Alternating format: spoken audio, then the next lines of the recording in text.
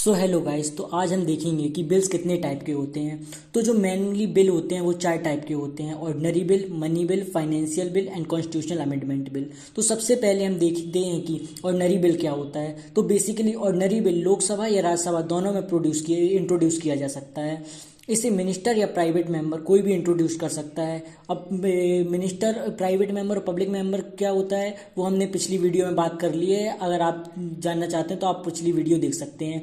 इस बिल को पास करने के लिए सिंपल मेजॉरिटी चाहिए होती है। सिंपल मेजॉरिटी मतलब जितने लोग प्रेजेंट है हाउस में उसमें से 50% वोटिंग आनी चाहिए तो ये बिल पास माना जा सकता है। इस बिल को प्रेसिडेंट पास कर सकता है, चाहे तो रख सकता है, चाहे तो वापस कर सकता है। अगर प्रेसिडेंट ने वापस किया और दोबारा वही बिल वापस आ गया प्रेसिडेंट को, तो प्रेसिडेंट बाइंड हो जाता है उस बिल को साइन करने के लिए, उसे पास करना ही पड़ता है। ये जो ऑर्डिनरी बिल है ये मेनली रिलेटेड है एजुकेशन से, इन्वायरमेंट से, क्रिमिनल लॉ से एक्सेट्रा।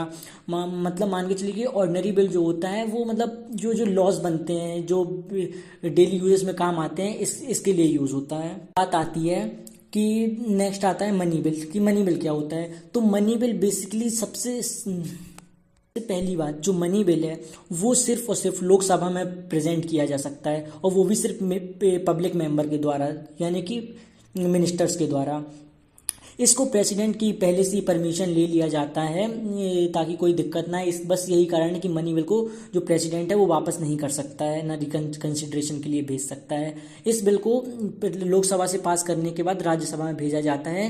राज्यसभा चाहे तो रिकमेंडेशंस दे सकती है कि आप ये चेंजेस कर लो, बट अगर लोकसभा नहीं चाहती चेंजेस करना तो उसको कोई दिक्कत नहीं है। राज्यसभा को 14 दिन के अंदर उस बिल को पास करना ही पड़ेगा। ये जो बिल है ये मेनली रिलेटेड है टैक्सेशन, जो भी टैक्स लगते हैं, कंसोलिडेटेड फंड ऑफ इंडिया, पैसा कुछ निकालना है, बजट रिलेटेड। तो ये जो सारी चीज़ें आती हैं ये मनी बिल के अंदर आती हैं। अब बात आती है फाइनेंशियल बिल की और कॉन्स्टिट्यूशनल अमेंडमेंट बिल की। तो ये हम नेक्स्ट वीडियो में देखेंगे। Thank you.